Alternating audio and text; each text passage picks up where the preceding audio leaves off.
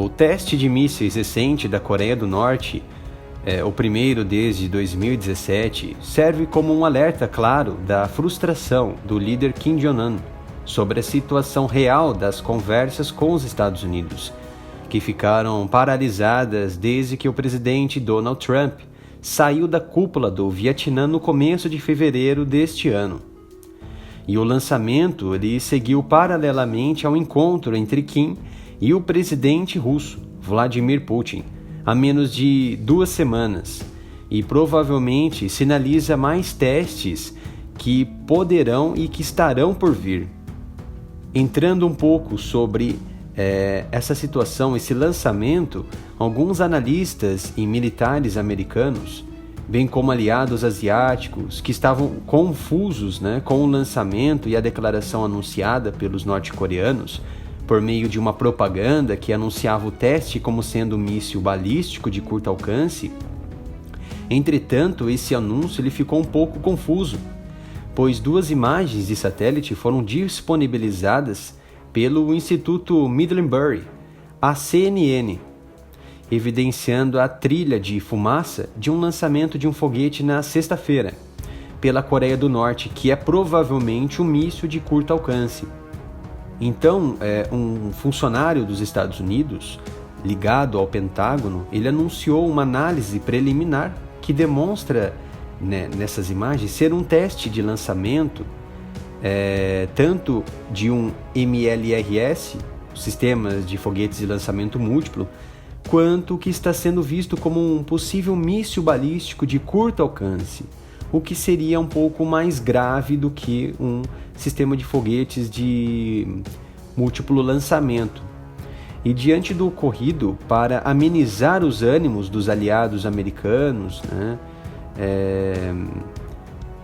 e que são vizinhos da península, o secretário de Estado Mike Pompeo dos Estados Unidos foi bastante otimista em sua declaração, na verdade em suas declarações, e ele afirmou que o projétil lançado pelos norte-coreanos era relativamente de curto alcance e que pousou na água a leste da Coreia do Norte e não representou ameaça aos Estados Unidos ou à Coreia do Sul, tampouco o Japão. E além do mais, Pompeo ele acredita que ainda há oportunidade para alcançar a desnuclearização verificada, um termo bem específico e complexo. É um termo que exige a permanente observação internacional e a vistoria de entidades controladoras. Então é possível observar que os americanos esperam voltar à mesa e dialogar com Kim, anunciar suas intenções claramente, como já vinham trabalhando no decorrer das negociações. E foi por essa forma direta que o Pentágono lidou com o Iraque e com o Afeganistão no pós-11 de setembro, porém um tanto mais precavido por conta das potências envolvidas com os coreanos na atualidade. Então esse diálogo entre os dois é visto como um impasse difícil de ser resolvido. Eu busco até mesmo afirmar que se trata de uma desnuclearização utópica, uma barreira imaginável e talvez, vamos colocar assim, inalcançável, já que Pyongyang está exigindo alívio de sanções antes de começar a desnuclearização, enquanto os Estados Unidos insistem em que Pyongyang abandone suas armas nucleares antes que qualquer pressão econômica seja aliviada. Então, acompanhamos no decorrer da história do Ocidente uma política americana um tanto direta e sem ambiguidade, em comparação com a de outros países, outras nações. Caso Pyongyang tornar sua nação ausente de armas de destruição em massa, seria muito mais difícil dos americanos descumprirem seu acordo com a nação coreana. Até porque o maior objetivo é esse: retomar qualquer pesquisa e produção de armamento, desenvolvimento de armamento do tipo, demorariam anos e décadas.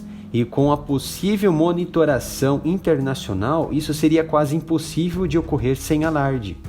Tá?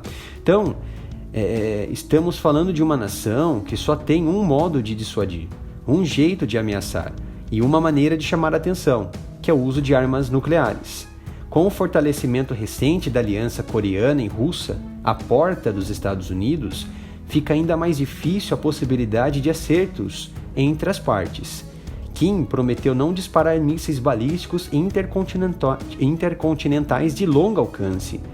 Então, o lançamento não viola a carta de seu acordo com Trump, mas viola um entendimento que ele teve com Seul, com a Coreia do Sul, de parar de disparar mísseis como uma medida de construção da confiança, vamos dizer assim. Então, aparentemente, há um paralelo histórico com uma promessa norte-coreana de declarar uma moratória em testes de mísseis de longo alcance no início dos anos 2000, que durou vários anos.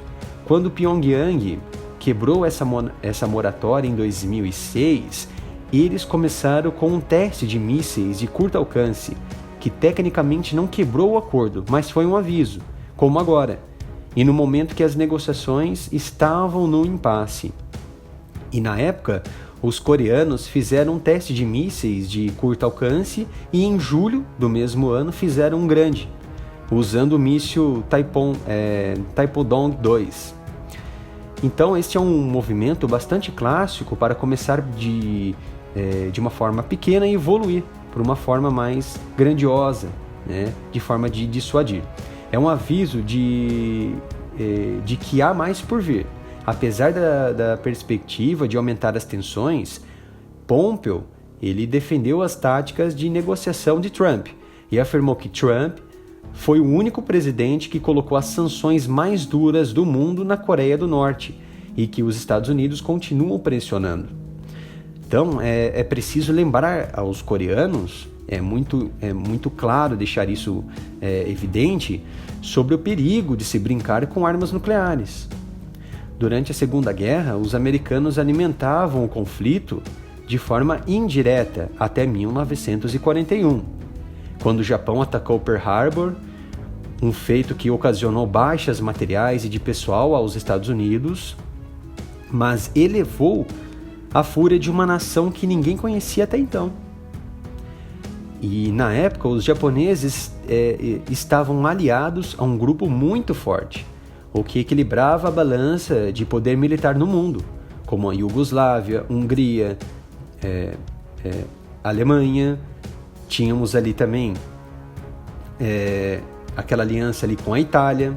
Então, mas isso não impediu, né, e os japoneses não foram páreos para as bombas de Hiroshima e Nagasaki, pondo um ponto final na guerra para os japoneses, de forma específica. Então, isso está se construindo também na atualidade. De um lado, a Coreia com grandes potências, fomentando sua busca de poder e soberania, com desenvolvimento de armas nucleares e tal, e do outro, uma nação que já participou de dezenas de conflitos e capaz de manobrar ações militares em qualquer canto do mundo, uma experiência que nenhuma outra nação possui.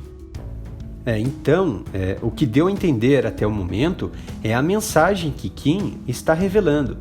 Os Estados Unidos devem prometer, e não a Coreia do Norte, e é por isso que disparam foguetes, certo?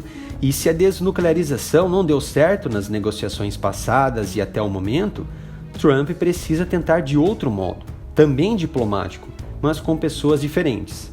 Talvez com os russos? Não sei. É uma possibilidade para testar também o orgulho dos Yankees diante de problemas sérios, como esse que poderia elevar a crise na região.